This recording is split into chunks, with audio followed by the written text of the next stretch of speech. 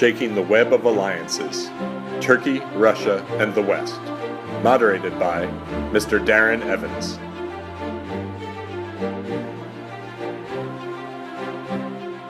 All right, it looks like the audience kind of shrunk since the president's talked.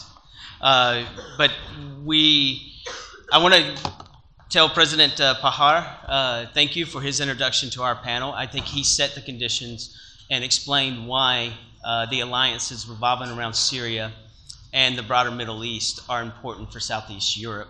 Our panel today, our guests are Ambassador Alper COŞKUN, Director General for International Security Affairs, Ministry of Foreign Affairs, Turkey. Ambassador David SHAHNAZARYAN, Senior Analyst, Regional Studies Center, Armenia. And Dr. Ariel Cohen, Director of the Center for Energy, Natural Resources, and Geopolitics at the Institute for Analysis of Global Security.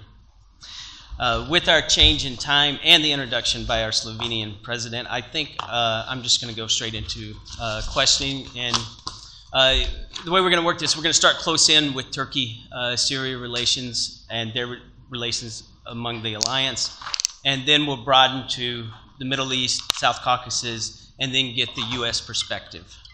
So, Ambassador COŞKUN, Turkey is in a difficult position with respect to Syria. Russia and Iran support the Assad government. The United States wants a regime change, but has simultaneously agreed to arm, at least partially, the YPG in its assault on Raqqa. I worked extensively with the Kurdish Peshmerga in northern Iraq during the early days of the Iraq invasion, and U.S. policy was quite different. We had to maintain strict accountability of all of our weapons and ammunition and could not transfer anything over to the Kurdish forces. Turkey is the cornerstone of NATO, but has engaged both with Iran and Russia through the Astana platform and bilaterally. What do you see as Turkey's solution for Syria, and where do you see this changing array of alliances moving in the near future? Darren, thank you. Good morning, everyone. It's a big pleasure and honor for me to be here, to be speaking to you. I thank our Montenegrin hosts for the opportunity. I commend them for an outstanding forum that they've institutionalized here in Montenegro. And I also echo my voice of congratulations on their ascension to NATO membership. We've always strongly supported their Euro-Atlantic aspirations, and now to see them on board within the alliance will add strength to NATO, and we will continue to work very closely with them. I'm honored to be here with my co-panelists, and you've asked me the million-dollar question with no easy answer. But before going into the details of that, I just want to make two comments about the theme and the way in which it's been introduced in the program. If you look at the program while expanding on the theme, the first two words are historic enmity in reference to Turkey and Russia. I would argue that's not actually true. I served in Moscow. That was my first post as a young diplomat. I'm still a young diplomat. But that was in 1992. And we were commemorating at the time 500 years, the establishment of diplomatic relations between Turks and Russians at the 500th year, 5 decades, 5 centuries. So in our long engagement with the Russians, obviously, during Tsarist Russia and Ottoman Turkey, we've had at least 13 well-recorded bloody wars, but I would not characterize our relationship with the Russians as historical enmity, historical rivalry, possibly, but not enmity. That's my first point. And the second point is, for the sake of correctness, in the introduction, it speaks of, there's mention of a letter of apology that was sent from Turkey to Russia. That is factually incorrect. We expressed our deep regret at the incident of the shooting down of the Russian aircraft. We continue to believe that it was a very regretful incident, but there was no cause for an apology on the part of Turkey, so no apology was delivered. I wanted to make those two corrections. I have a couple of things to say about what His Excellency, the President of Slovenia, mentioned. I believe that there are elements in what he has said that one needs to dig deeper into to truly understand. Superfluous assessments about what's going on in Syria, about what Turkey is trying to do, about what Turkey's anxieties are in the region, and about Turkey's relations with the European Union, and he even mentioned Turkey's relations with NATO as in relation to Turkey, very new member of the alliance. So I'd like to make a few comments about that, but I'll do that at the end.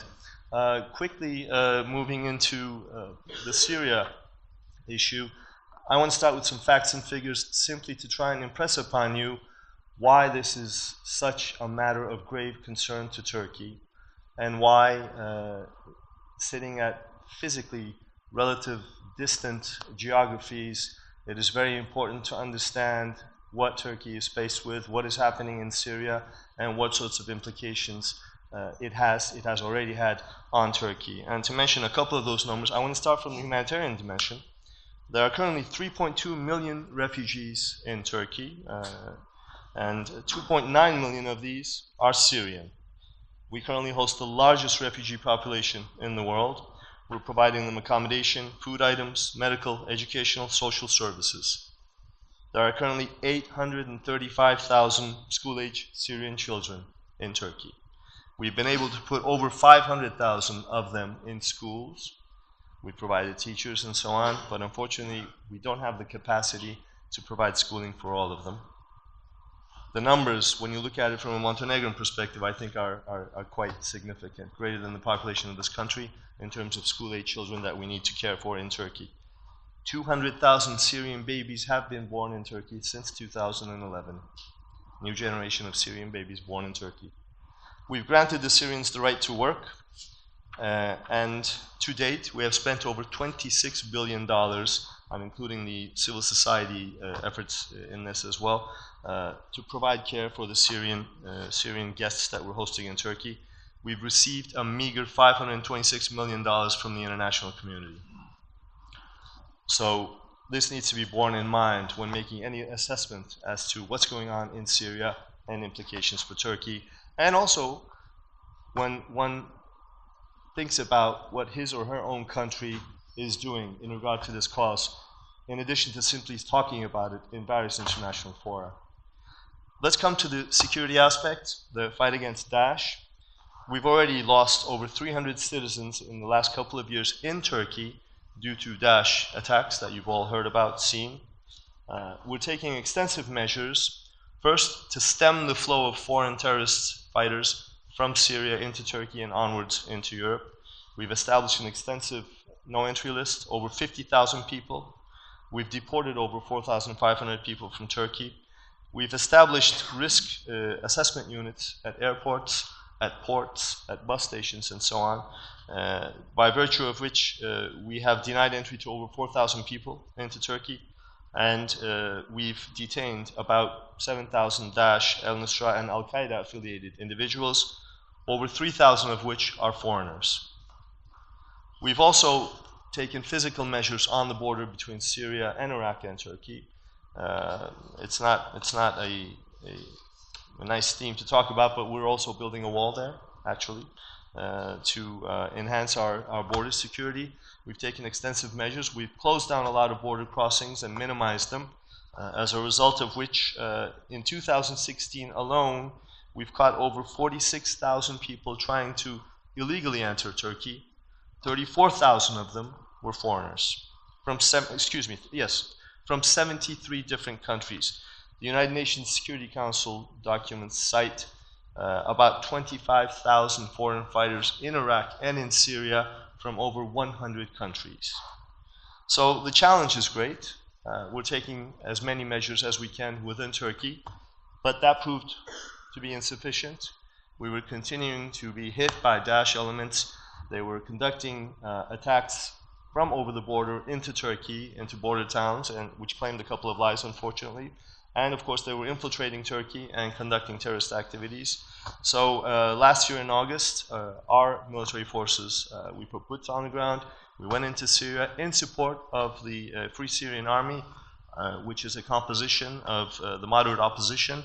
We supported them in pushing back Daesh from the bordering region with Turkey. We have a border that is more than 900 kilometers in length with Syria, a border with Iraq that is over 350 kilometers in length, and you can imagine the challenges in terms of security.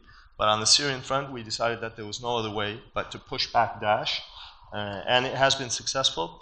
We conducted this under Article 51 of the United Nations Charter, self-defense, and it has been supported by the Counter-Daesh Coalition, of which we are also a member. We have been able to liberate, through this operation, which was called Euphrates Shield, over 2,000 square kilometers in Syria, liberated from Daesh elements, from terrorist elements. We've been able to bring back voluntarily about 50,000 Syrians that have resettled. We're trying to provide basic services for them. In this effort, we've killed over 2,000 Daesh militants, and unfortunately, we've suffered almost 70 losses on our side, Turkish security personnel, particularly military, in this effort. So, if we're talking about fighting Daesh, if we're talking about providing humanitarian support to a very important cause, the Syrians, I think we're doing more than our fair share in that regard. And we're doing this at a time in which Turkey has been fighting terrorism for a couple of decades now, PKK terrorism. PKK has offshoots. YPG in Syria is one of them. There's no doubt about the link between the two of them. So let's just put aside the acronyms because it could get confusing. The real point here is that the PKK, YPG, whatever you want to call them, they are terrorists. The PKK is recognized as a terrorist organization. The United States officials are on record as accepting the link between the PKK and the YPG, though now in the past 2 years, because of tactical reasons, in their own explanation, they have decided to use the YPG as an element to fight Daesh in Syria. In other words, to use a terrorist organization to fight another terrorist organization, which is totally unacceptable as far as we are concerned. We have an issue in Syria in that regard. The explanation, as I said, that the US is giving us in terms of using the YPG is that it is a short-term measure. It is because of tactical purposes. I translate that into this. The United States obviously does not want to put boots on the ground. It does not want to get involved in Syria. We had been calling on the Obama administration from day one. We can go back all the way to the early days of the Syria war, where I think the international community was simply talking about maybe 1,000 foreign fighters that had already arrived in Syria. We were warning about how a security vacuum and how incessant attacks by Assad on his own population, using barrel bombs at the time as well, could lead to a situation in which Syria would become the new hotbed of terrorism. Nobody listened to us, I have to be frank, unfortunately. And we have come to this point in time where there are over 25,000 terrorists in Syria and Iraq combined. And now the solution that seems to have been found in Washington is to use the YPG to push back Daesh and to liberate Raqqa particularly. We are given assurances, and Darren mentioned that in the context of the previous activities of the US in northern Iraq, we are being given assurances that the weapons that will be provided to the YPG will not fall into the hands of the PKK, but that is not our reading of how things have happened in the past. We have bad experiences. Second, the YPG and the PKK are one and the same. As I said, let's forget about the acronyms. Third, keeping full accountability of all weapons has proven to be impossible in Iraq. It will be the same in Syria, so we have legitimate concerns in this regard.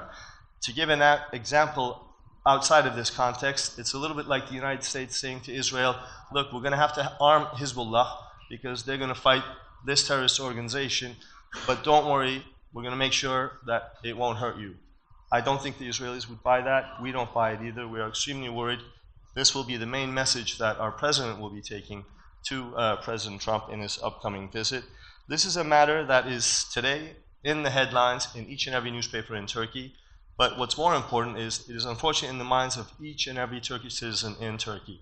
What is our US ally doing despite our bad experiences already in Iraq, and now despite all our warnings about a possible negative experience in Syria? So this is a very sensitive issue. The ex-US ambassador to Ankara and Iraq recently wrote a piece on this, James Jeffrey. I quote a little part of what he says. So, as is often the case, Washington is focusing on tactical feel-good wins while ignoring the messy day-after politics and thus risking long-term losses. You may have been inclined to believe from what I've said that the US is using the YPG. In a way, yes, but I think the YPG is actually using the United States to expand its sphere of influence, and it's also using Russia, because Russia has also cozied up to the YPG to offset the United States is cozying up with the YPG, and now you have a situation in which a terrorist organization, supposedly fighting another terrorist organization, Daesh, is increasing its sphere of influence, and here comes the real problem, in an area where demographically it is not necessarily Kurdish, but is more Arabic. So the day after will be extremely messy, and we don't want to be left in a situation in Syria where possibly Daesh may have been eliminated. We hope so. We've been in this fight more than anyone else. But in the day after, if we're going to trigger and unleash other really significant problems in the region, I don't think that makes for a good solution. And a little bit about the political process, if I may, just one more minute. You're aware of the Geneva talks that have been taking place in terms of trying to facilitate a political solution to the situation in Syria. We are supportive of those talks, but last year those talks had broken down. And in August of last year, when Turkey and Russia started mending fences again, the first concrete output or deliverable, if you will, of that was our ability to come together with the Russians and use our influence on the ground to enforce a ceasefire, which facilitated the reinstating of the Geneva talks. Afterwards, towards the end of last year, we came together with Russia and Iran, because obviously Iran has a strong influence in Syria matters as well. And the three countries guaranteed a ceasefire. They expanded it to cover not only a small portion of Syria, but countrywide. And then there were talks held in Astana, a couple of them in sequence, all in support of the Geneva talks. And the last conclusion of those was the decision to establish 7 de-escalation zones in Syria. The technical details of those are being worked out. And this was announced during President Erdogan's visit to Syria in May, during which President Putin also announced that he had been in touch with the United States on this matter as well. Therefore, the U.S. is on board to a certain extent as well. And this is also something that we will be talking to President Trump about. Visit to Russia, not to Syria? To Russia. I'm sorry, did I say Syria? To Russia, obviously, in Sochi. Yes, I don't think we're welcome in Syria right now, yes. So I'll leave it at that.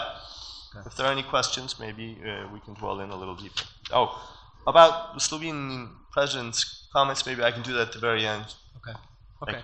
Now, looking at it from a South Caucasus perspective, what are the implications of one, we have the boots on the ground, and then we have the Astana platform, we have Geneva. How is this playing out in the South Caucasus? Thank you. Good morning. First of all, I want to congratulate our colleagues, Montenegro colleagues. After 11 years of independence, only 11 years, Montenegro today is NATO member. Congratulations and good luck on your way to EU. It's my great pleasure and honor to be here in this conference and to share my views on these topics. Thank you. Thanks to organizers. The view from South Caucasus and from my country in Syria is, first of all, is a problem for us, very close to our region. About the topic, Russia and Turkey. In Syria, they're having for today contradicting interests. Of course, for Turkey, as Ambassador mentioned, Kurds issue is a priority for them. But I don't think there is some conspiracy policy against Turkey by United States or Russia. As Ambassador mentioned, the tactical situation is dictating, first of all, United States to cooperate with Kurds, first of all, YPG and CDF, because these two forces, Kurds forces, they are controlling the territory which is very important to go to Raqqa. And these forces will go to Raqqa. And these forces have more than 40,000 army, and this is the main effective forces against ISIS. Very well understanding the worried, Ankara worried. What I see, I think in this situation, the US can give some guarantees to Turkey. Will Turkey buy it or not? I don't know. Even I cannot say what guarantees it could be. But if the situation will go out of control in Syria, I think it could be the war where all are against all. But today I do hope that the upcoming visit of President Erdogan to Washington, I think it's a good chance to receive some maybe agreement and some guarantees. Of course, United States cannot allow this Kurds group be under the Russia or Iran. This was the alternative. So I'm more than sure that United States need to do what they need to have control. About these non-escalation zones, let's hope that it will work. Let's hope. At first it was 4 zones, after it's 7 zones. Let's hope that this will work in Astana. Speaking about the Russia and Turkey relations, from our view, the view for Armenia, we're very worried when there was a period of escalation, because our history is showing when there is a confrontation between Russia and Turkey, it's very bad for Armenia. And also when the relations are very close, it's also bad for Armenia. We have the both examples. So it's well known when the elephants are fighting, it is the grass that's suffering, but also the grass is suffering when elephants are making love. This also is from our history. Unfortunately, Turkey is our neighbor, but it's not a friend country to Armenia. And from my point of view, it's very important, Armenia and Turkey relations. In 2009, Armenia and Turkey signed in Zurich, so-called Armenia-Turkey protocols, but unfortunately, Turkey, after signing the protocols, announced some preconditions, and unfortunately, these protocols are not working. Armenia's position is very clear without any preconditions. From my point of view, Armenia and Turkish relations, this is a key of South Caucasus security. It may be more important than the Nagorno-Karabakh conflict. But a lot of European politicians, they're thinking that the problem between Armenia and Turkey is history. No, forget it. There are 2 main problems. First, Nagorno-Karabakh conflict, and the second, the influence and the role of third countries. First of all, Azerbaijan and Russia. And what we are also seeing, and we are very worried that could be some kind of cooperation between Turkey and Russia in Nagorno-Karabakh conflict. Because Russia will use this conflict to increase its military, not only political, but military presence in South Caucasus.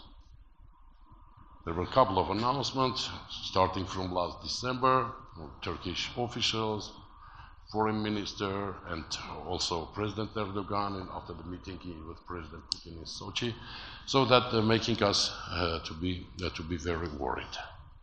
So let's hope that Russia will not increase its presence in Nagorno-Karabakh conflict, because I want to remind you, Nagorno-Karabakh conflict is the only conflict in former Soviet Union territory where there are no so-called Russian peacekeepers. And Russia now has a plan to use another step of war or escalation to install their Russian so-called peacekeepers. Maybe for this moment that's all. Thank you. Okay, thank you. Well, then now, Dr. Cohen, we've got the Obama administration really wanted to limit engagement in Syria, and some would say the broader Middle East. We changed administrations as of January. Where do you see the engagement going? Has it declined to a significant point, to such a point that this will become the new status quo, or is the Trump administration, he obviously wants change. Where are we going with that? Well, first of all, I want to thank the organizers for an excellent forum. This is my second Budva forum, and Sava Kindera and his staff are doing an excellent job literally putting Montenegro on the map, and also as a senior fellow at the Atlantic Council, which wasn't mentioned in the introduction, the Atlantic Council is passing their greetings to the organizers and to Montenegro for joining NATO. Before I jump into the question itself, I would like, if you allow me, to set up a broader political and historic perspective. For a number of years, including during the Obama administration and during the Bush administration, the United States got engaged in the Middle East and through either hyperactive action or inaction created a lot of problems, unfortunately, with our NATO allies, to wit, Libya, and to a great extent the creation of the vacuum in Iraq and in Syria that facilitated the development of ISIS, of Daesh. That has implications way beyond the Middle East itself. The vacuum that the US contributed to drew in Russia, of course, other factors such as trying to thwart attention away from Ukraine crisis encouraged Russia to build up its military power in Syria. And today, Turkey is facing a rather unpleasant situation in which anti-access area denial envelopes, bubbles as we call them, have been created in the Black Sea area to the north of Turkey and in Syria to the south of Turkey. So Turkey now, from my perspective, is sandwiched between currently friendly Russia, but as the plane incident indicated, these things can flip very fast. And I would add, with respect, the two very strong leaders, President Erdogan and President Putin, have a certain personality dynamic that we are going to also witness between President Erdogan and another strong leader, Mr. Trump, starting Monday in Washington. So without strong institutions providing brakes or checks and balances on the three leaders, how these dynamics are going to play out, we don't know that. I think the risk is high, and while I agree with the ambassador that historically Turkey and or the Ottoman Empire and Russia had a relationship, that relationship was moving in the direction of the Ottoman Empire losing territory to Russia in the 13 wars that you mentioned, including the Crimea. And while only maybe 10 years ago we saw Turkish Navy being predominant in the Black Sea and in the Aegean, today the situation changed radically.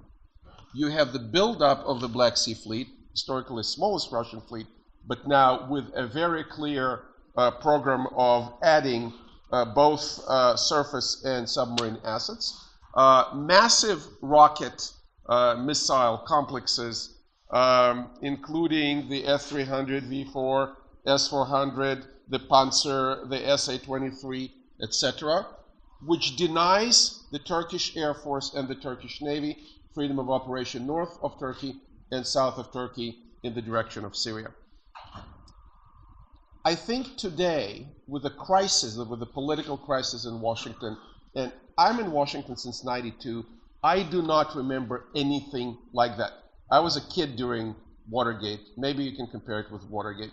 But even the Clinton impeachment did not impair our top level of leadership to deal with the outside world, because if you're dealing with your internal crises all the time domestically, you have a limited bandwidth to deal externally. And we will see how it will play out with the Erdogan-Trump visit. We'll see how it will play out in less than 2 weeks in the Trump-Putin visit.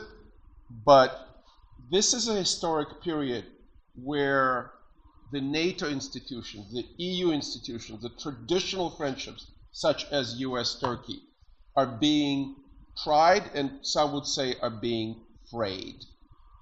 And it's also an era in which Russia is making a very strong effort to reestablish itself as a global military power with nuclear modernization, with military modernization, including in the regions adjacent to the Balkans. We heard numerous references to what Serbia is doing in terms of keeping its neutrality, and that makes me think about what role Serbia is going to play in the Balkans. Beyond that, the ambassador mentioned the Russian game with the Kurds. The Russian game with the Kurds goes back to Stalin. This is a multi-decade engagement where Russia assumes that the Sunni Arabs mostly are playing with the West for reasons of security, investment, ties, business, etc. And Russia is searching for non-Sunni Arab partners. Iran, the Shia power that is building its geopolitical presence all the way from Qom, through Baghdad, through Syria, to the Mediterranean is one, and a smaller player are the Kurds.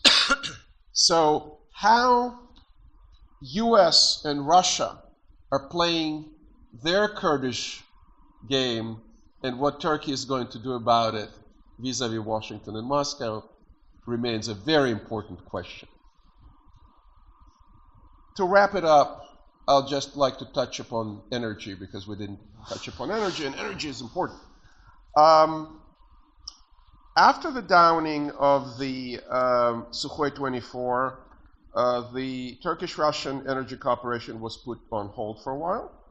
That includes the 4 nuclear reactor complex in Akkuyu, financed, built, operated by Russia. Turkey is supposed only to buy electricity from there.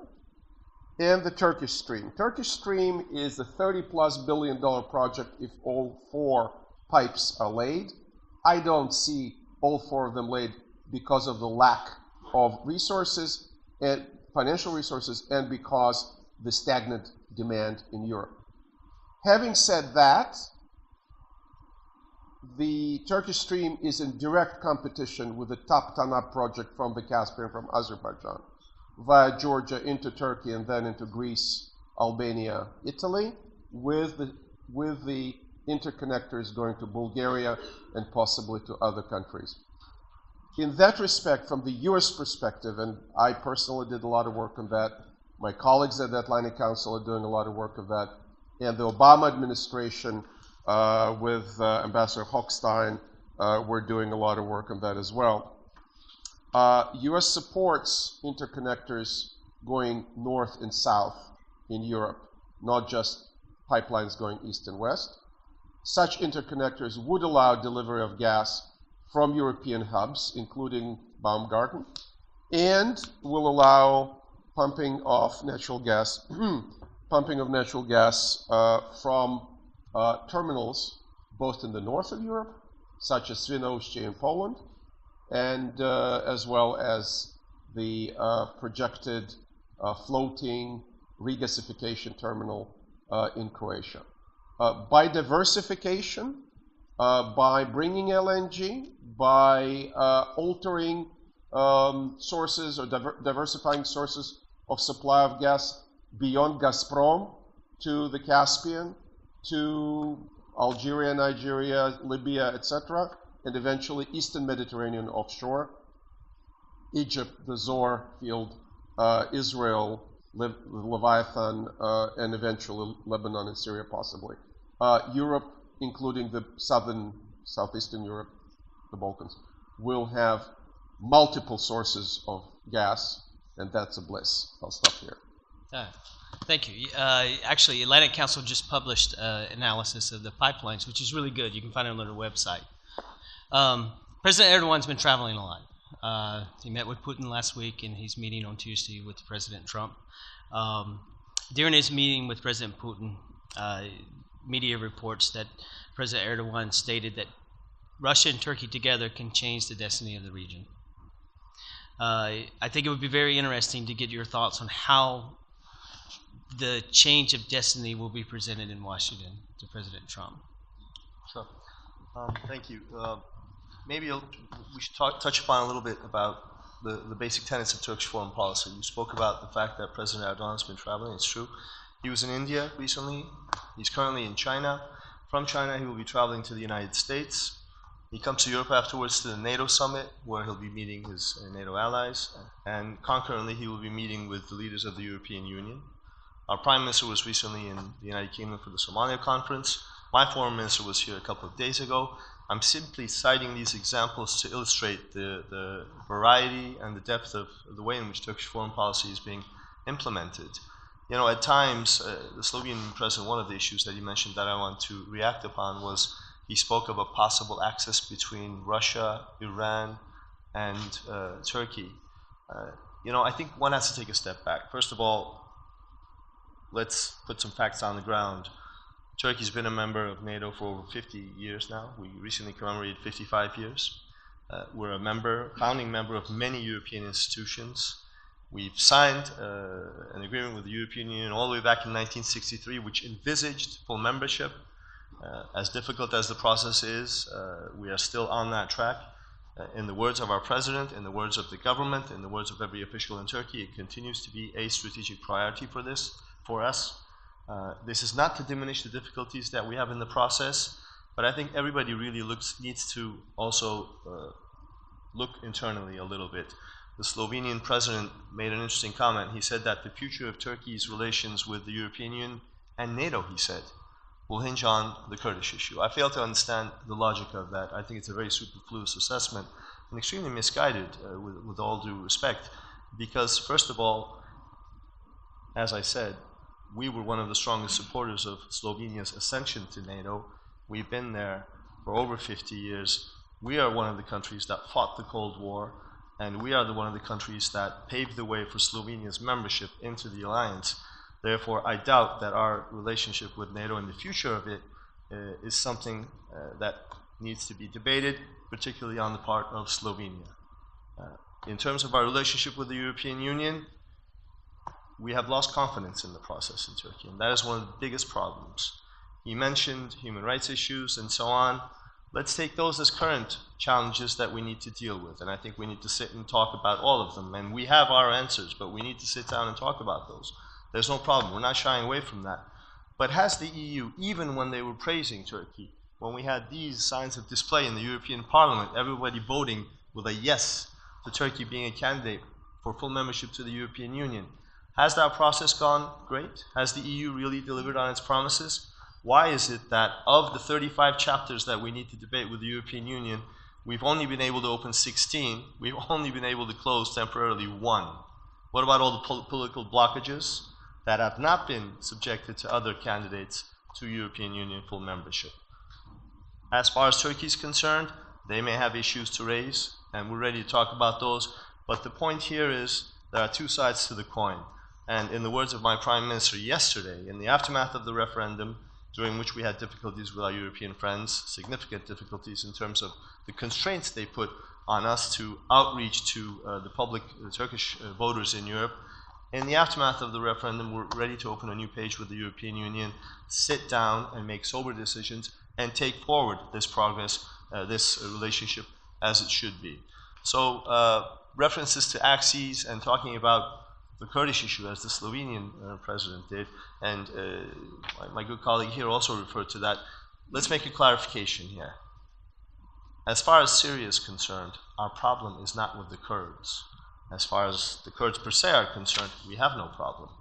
There have been internal debates in Turkey to ensure that the civil rights of our population of Kurdish descent are granted more, and we have made significant strides in that respect internally. We will continue to work both to make better the lives of our citizens of Kurdish origin, but for all of our citizens. That is an ongoing and never-ending process, I think, for each and every society.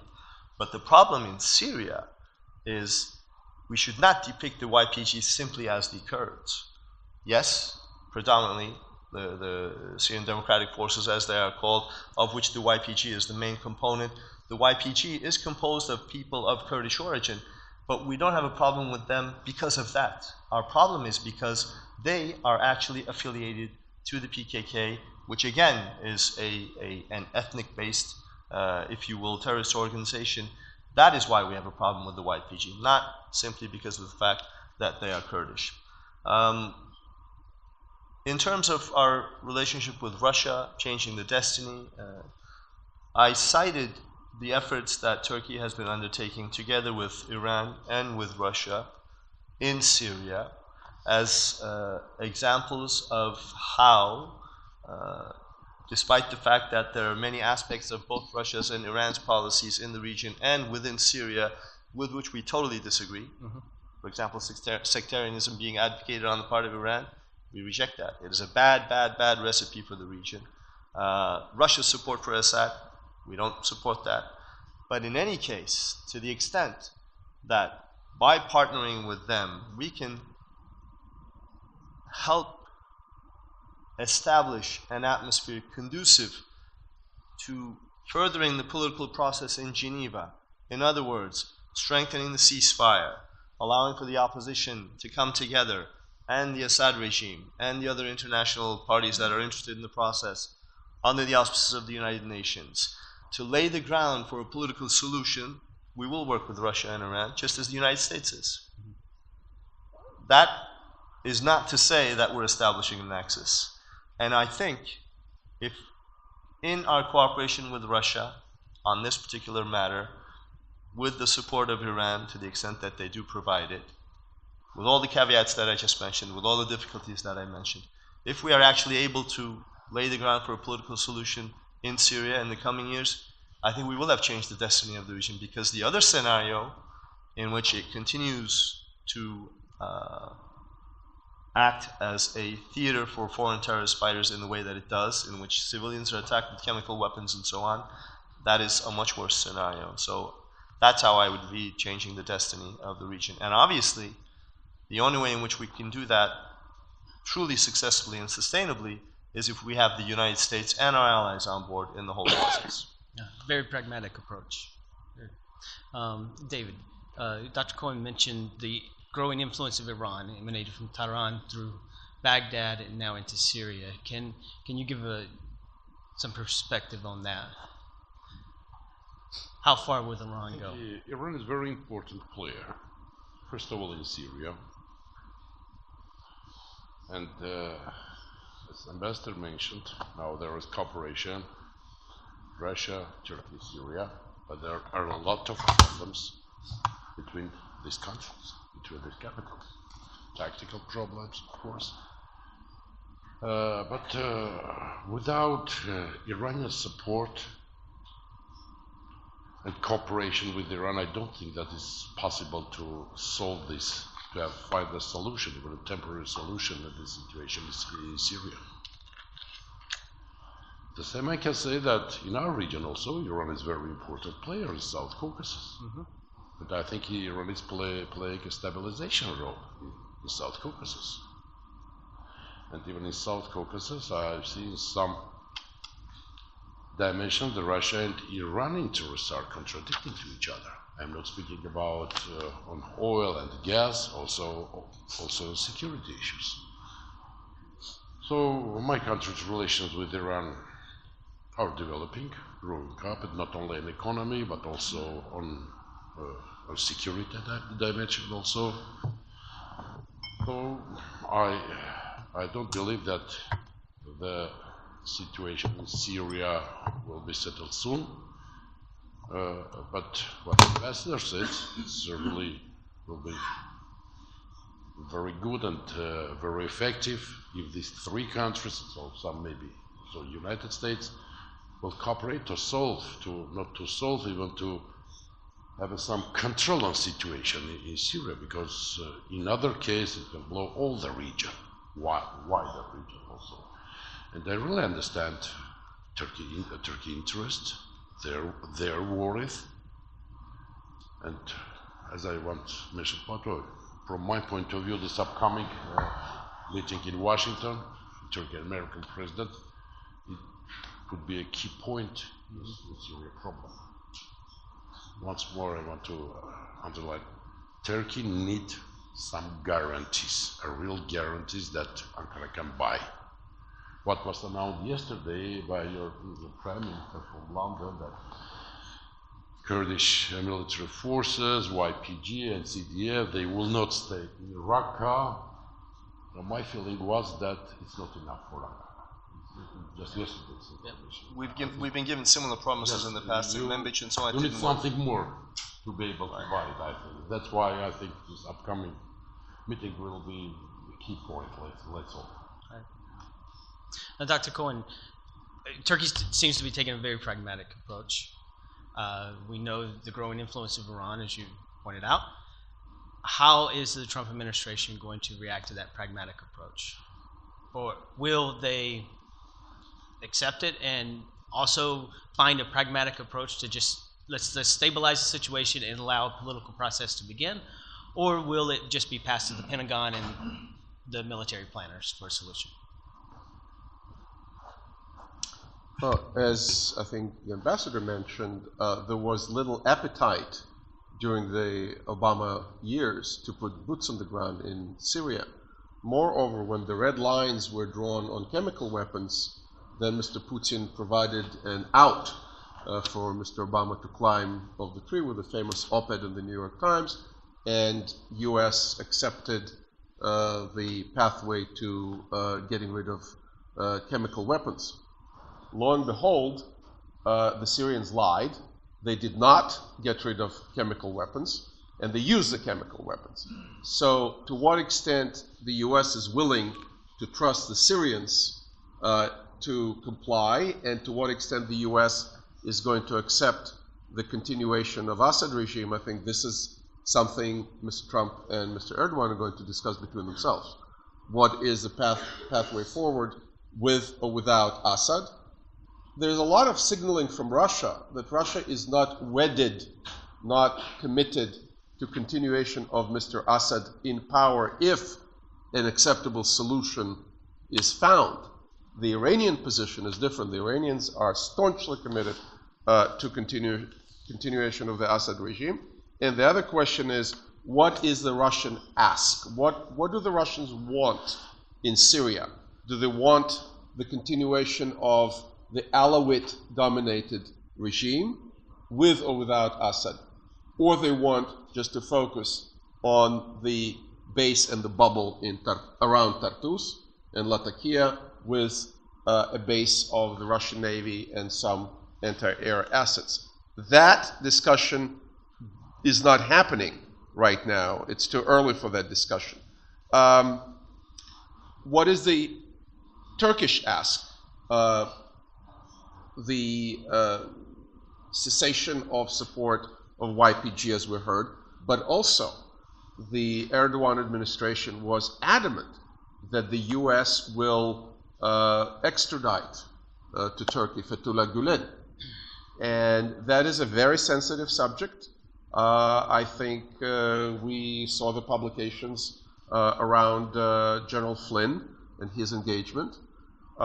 We saw the publications about the connections Fethullah Gulen may have in the United States. So the question is, I do not envisage, honestly, U.S. just extraditing a man who is asking for or who received asylum in the United States. Is Turkey willing to compromise and to step back on that, or this is going to be something, a rock at which our relationship, very important relationship between U.S. and Turkey, that goes back decades, is it going to crash on this rock, which is one old, sick guy? I don't know. What is important also in the longer term, I mean, we're very focused on Syria right now. We're very focused on this visit and that visit. But in the longer term, is the U.S., the Trump administration, concerned about the Iranian influence in the Middle East? Yes, we are. Is Turkey concerned? Turkey probably will not readily admit that a theocratic regime with nuclear weapons that in all its rhetoric is clashing with its Arab neighbors in the Gulf is a matter of concern. And I won't push you on that. I won't ask you what you think. I mean, you just did. I just did. Okay. But in the long term, There is a concern, and I had talks with Turkish generals and others in Turkey who say it's unacceptable that Iran will become a nuclear-armed power.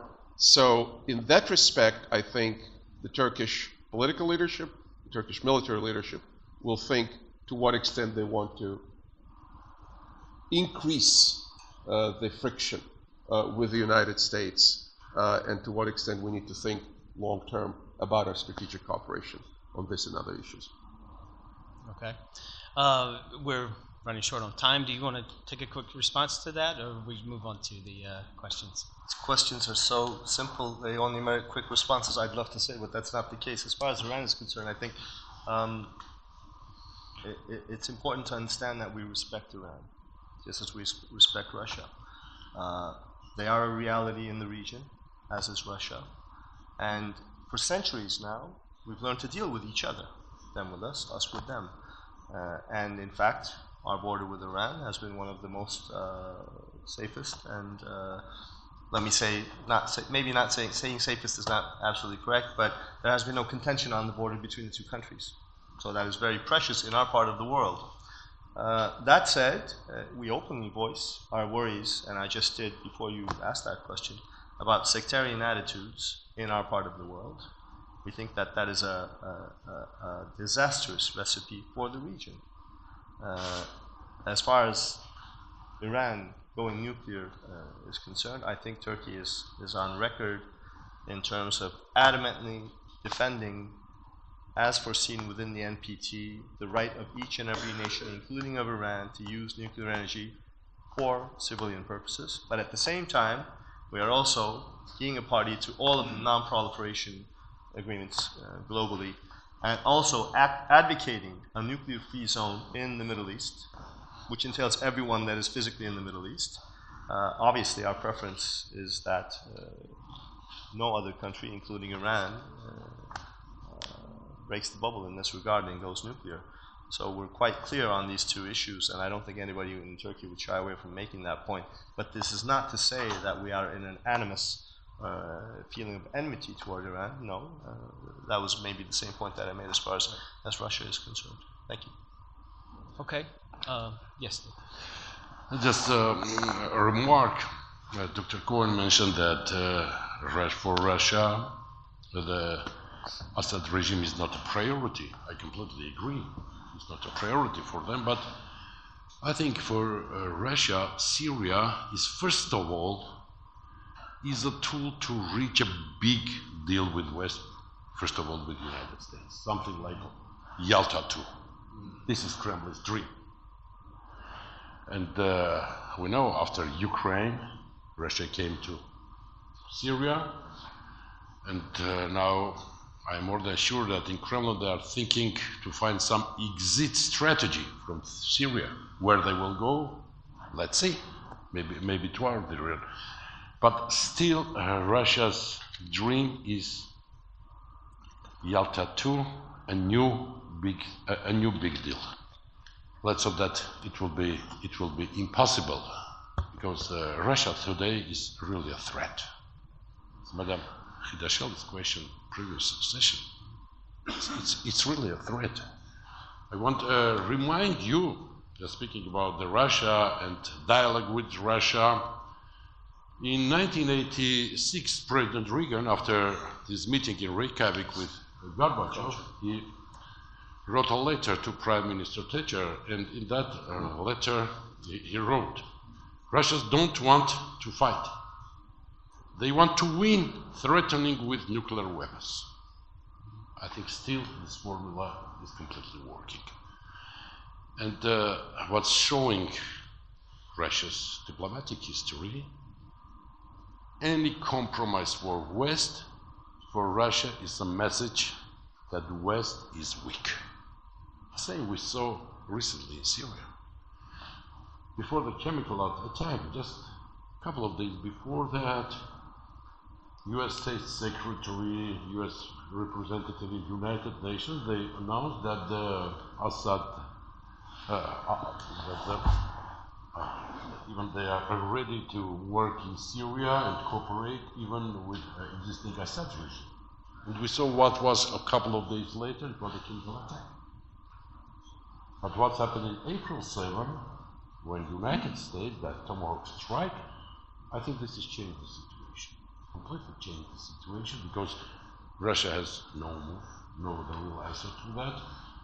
I'm saying it, President Trump shows that if the Putin is a guy from St. Petersburg or from Leningrad, President Trump said that I'm a guy from New York, and I'm ready, and I'm ready to be tough. So let's see. And Ariel mentioned that three very, very powerful leaders: yep. President Trump, President Erdogan, President Putin, and I don't think they are ready on compromises. President Putin is not ready, more than I'm sure, because his power, President Putin's power, cannot exist without a confrontation with West. President Erdogan can, but for Putin is a priority for his power, for his legitimacy in Russia. Thank you. I like the Yalta comparison. Okay, 2 minutes and then we'll turn to the audience. Oh, less than 2 minutes. Looking at Russian engagement in Ukraine and Syria and sort of overlaying the pace of engagement, the cost of engagement over the Russian economic performance, I come to a conclusion that Russia cannot indefinitely expand expensive military engagements either around its periphery or, like Syria, 1,000 miles away from its periphery. Syria is important because it's for the first time after the end of the Soviet Union, Russia projected power beyond the borders of the former Soviet Union in a convincing fashion with multi-layer military deployments using cruise missiles and rockets and Air Force and Navy combined operations and whatnot. But it's a country with a GDP that is smaller than Italy. It's a country with average growth under 2% since the collapse of the Soviet Union. It's a country that relied on oil and gas, other minerals, lumber, timber, nuclear reactors, and weapons for its exports. And there are no significant additional sources of economic growth. In addition to all my think tank engagements, I also have a consulting company, and I do work with the investment community in New York and elsewhere. And I just came from these meetings, and we looked at a number of emerging markets, including Russia. And while there's some emerging markets that are in a very sorry state, like South Africa, there are big questions about the future of Turkish economy. There are good dynamics in India. Russia is flatlining, and investors do not rush to invest in Russia. If I were advising the Russian leadership, which of course I don't, I would say, comrades, look at the commitments and look at the wherewithal that you have. You do not have reserves for long-term expensive engagements outside of your borders. There may be, for political reasons or other reasons, some engagement that do not directly involve NATO, like Belarus or northern Kazakhstan. But beyond that, if I were that leadership, I would be worried about open-ended commitments and costs, both economic costs and costs in blood. Therefore, what the colleague said about exit strategy and the negotiating process, in Russian they say гнилой компромисс, rotten compromise. Sometimes a rotten compromise is better than a Pyrrhic victory. Very well said. Okay, let's start. Let's get 3 questions. Go right over here.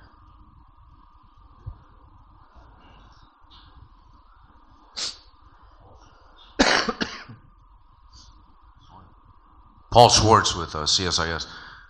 Question for Ambassador COŞKUN and anybody else who might want to take it. About the process between Turkey, Russia, and Iran that's in progress right now. At what point do other powers need to be brought into this in order to reach a final conclusion?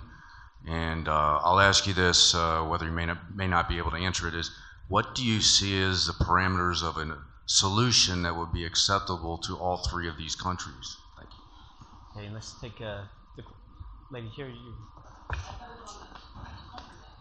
Okay. First of all, I would like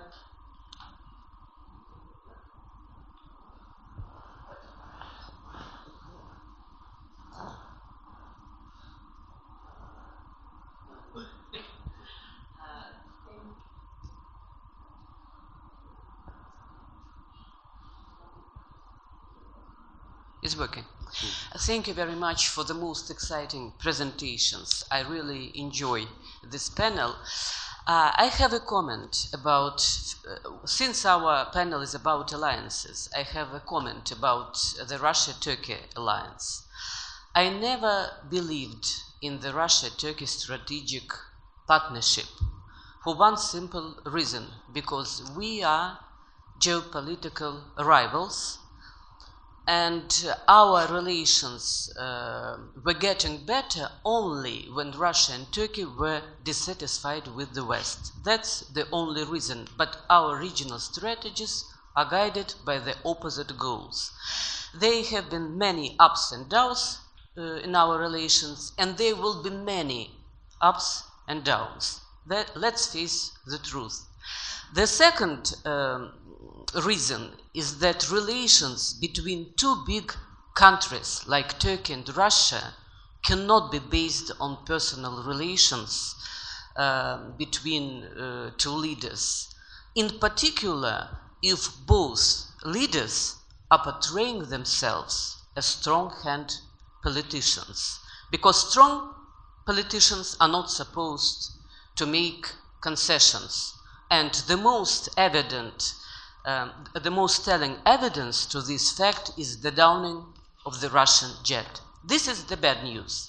The good news is that to date, both Russia and Turkey are interested in stability in the region because of the Turkish stream. But again, probably Ariel, who read Marx or Lenin, I don't know, knows this famous expression that politics is a concentrated expression of economy. In reality, it is vice versa. Economy is a concentrated expression of politics. So with regard to the Turkish stream, nobody knows what will happen. Let's go ahead and I want to give yes, them time to respond, please. Now only questions to my Armenian colleague. Armenia is very important to Russia, and Azerbaijan is important. Russia is balancing between two countries. Do you think that Azerbaijan will accept Russian peacekeepers? That is my question. And to Ariel. The coup d'etat, the failed coup d'etat in Turkey raised a question of the US tactical nukes in Turkey. Could you say a few words about it? Okay, let's just wrap it up there, and we'll begin with the peacekeeping question. We'll go with the tactical nukes, which should be very pointed, and then the question about when do we bring in additional allies, which I think is already happening. You can elaborate on it. So, David? Thank you very much for that question. I'm more than sure that already Azerbaijan accepted the Russian so-called peacekeepers. I can give you the links to articles and official announcement from Azerbaijan. More, I said, I think Turkey also accepted it. I think. A couple of announcements by Turkish foreign minister in beginning of December, And in December there was a Turkish Prime Minister delegation to Moscow, the delegation visit to Moscow, and during that, and even in Sochi, President Erdogan announced that Russia, Turkey, and Azerbaijan cooperation on Nagorno-Karabakh conflict. But there is some other problems. I think there is another demand from Moscow to Azerbaijan, and about it a couple of times, twice spoke Foreign Minister Lavrov, and once spoke Azerbaijani President Ilham Aliyev. It was, I think, last October. I can give you the link to his interview to Russian TV, to Kiselyov. And if we will translate what said President Aliyev from diplomatic language in that his interview to regular language, it was speaking about Russian, let's say, demand that Azerbaijan must join Eurasian Union. President Aliyev said, let's see what will be the price. So this is also a demand, and I'm not speaking about many publications and articles by the Russian pro-Kremlin experts that they're discussing it openly, and in Azerbaijan, in expert society, this discussion is going for maybe more than 1 year. So I'm not sure that Baku is ready to join Eurasian Union. On this point, I'm not sure. But about the peacekeepers, I'm sure that it was okay for official Baku. By the way, Armenia joined Eurasian Union in 2013. Before Armenia completed the process of preparation of the agreement with associated agreement with Brussels. But in one day, when Armenian president was invited to Moscow, Armenia made a U-turn in foreign policy, and instead of signing associated agreement, Armenia joined Eurasian Economic Union, and after that, Armenian economy go down and down and down. It's not the right place for Armenia. And you know, in Armenia, in expert society, there is some kind of joke that Eurasian Economic Union, there is no Europe, there is no Asia, there is no economy, and there is no union. Thank you. Okay, Ariel, you want to touch on that? Ariel. Tactical. On the First tactical. of all, on tactical nukes, I will say that nukes are not toys. We should not play with them. And beyond that, I will defer to my Turkish colleague to discuss the modalities of the deployment. I was worried during the attempted coup because the nukes are at Incirlik, correct? I have no idea. Here we go. I said it's not toys. And there was electricity disconnected, allegedly, from the base. There were reports. And to maintain something as sensitive and the security systems and the nukes themselves, you probably needed electricity. Hopefully they had generators. I'm not going to go into that.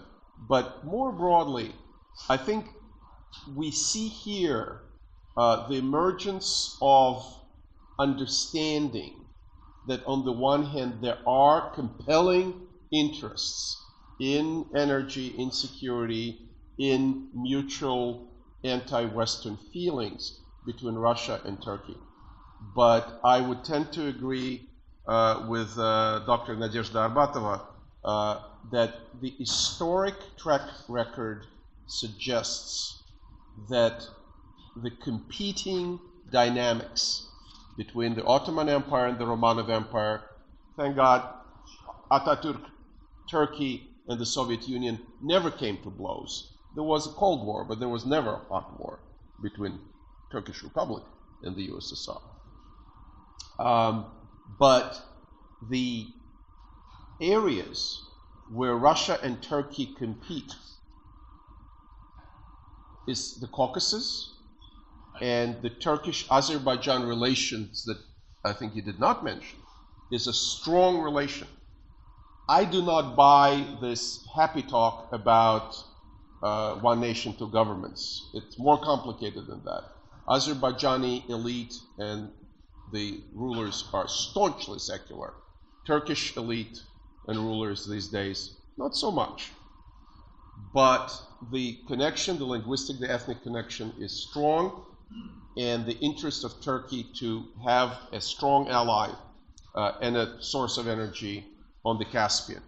And the Turkish-Georgian relations, which are also strong, suggests that the Russian project of completely dominating South Caucasus may face Turkish resistance. In the Balkans, traditionally, again, the Ottomans and the Turks and the Russians had competing interests and competing clients. There's going to be, for Turkey, the Albanians, the Bosnian Muslims, we'll see.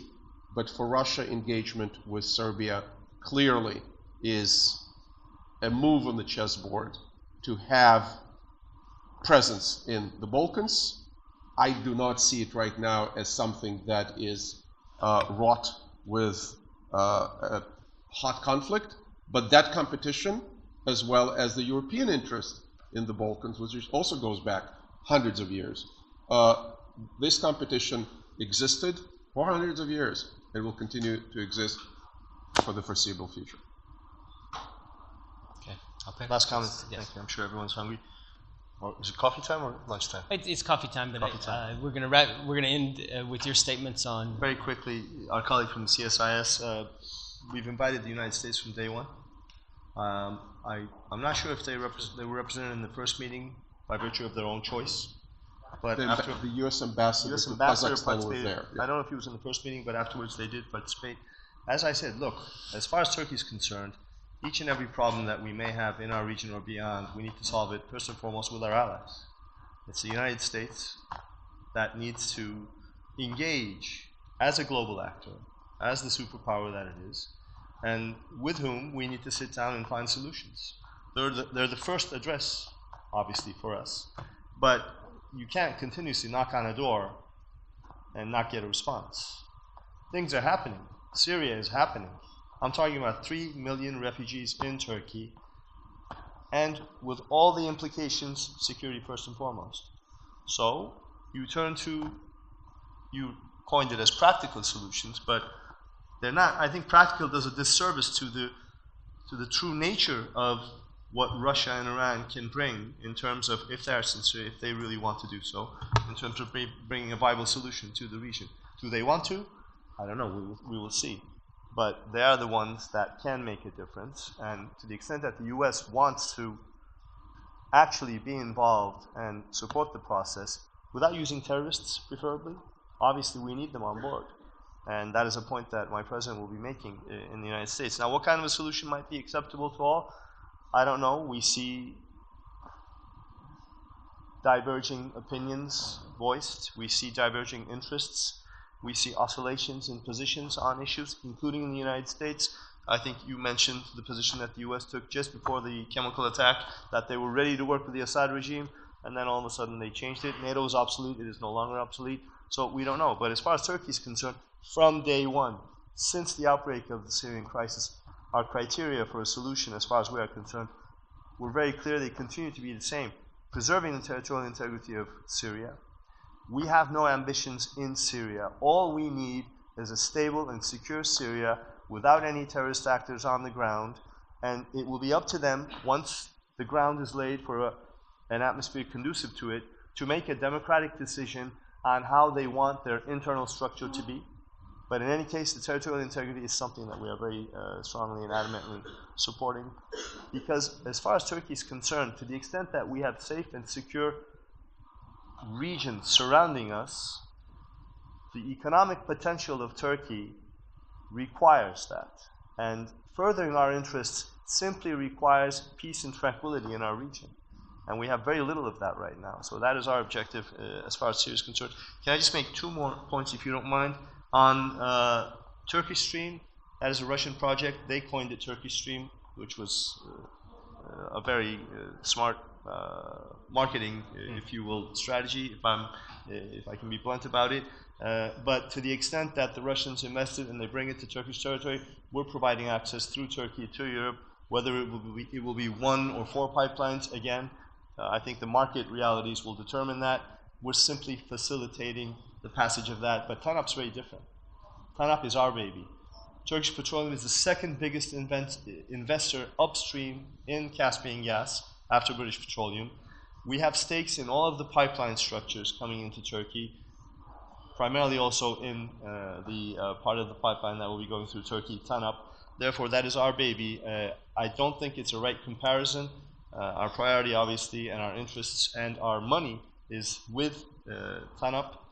But as I said, we facilitate Turkish Stream as well. Russia and Turkey alliance, we don't have an alliance, obviously, but as I said, Russia's a reality in the region. We recognize that we have disagreements, but that's the whole issue, isn't it? As to, I'll use your terms, big actors in the region, we need to be able to sit down and recognize our differences. But at the same time, we don't have differences across the board. In some areas where we can find solutions, try and facilitate that. As far as Nagorno-Karabakh issue is concerned between Armenia and Azerbaijan, I've served as the Turkish ambassador in Baku for 4 years. We have never supported the idea of Russian peacekeepers, but we have supported the idea to the extent that the parties agree on that, if and when they wish that peacekeepers may be deployed. But of course it needs to, the composition of those peacekeepers would be very critical.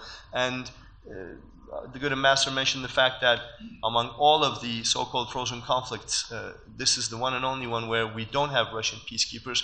Not in Nagorno-Karabakh, but the Russian presence in Armenia is phenomenally strong. You alluded to some elements. You alluded to some elements of that. So Russia may not be in Nagorno-Karabakh per se, but if you ask the Azerbaijanis, obviously it's a very complicated issue. Thank you. Just one remark to add, Ambassador. We are very worried in Armenia. Speaking about the recent Foreign Minister Lavrov announcement that in Russian military base in some countries, Tajikistan, Kyrgyzstan, and in Armenia, can be used in Syria. It's a threat to Armenian national security.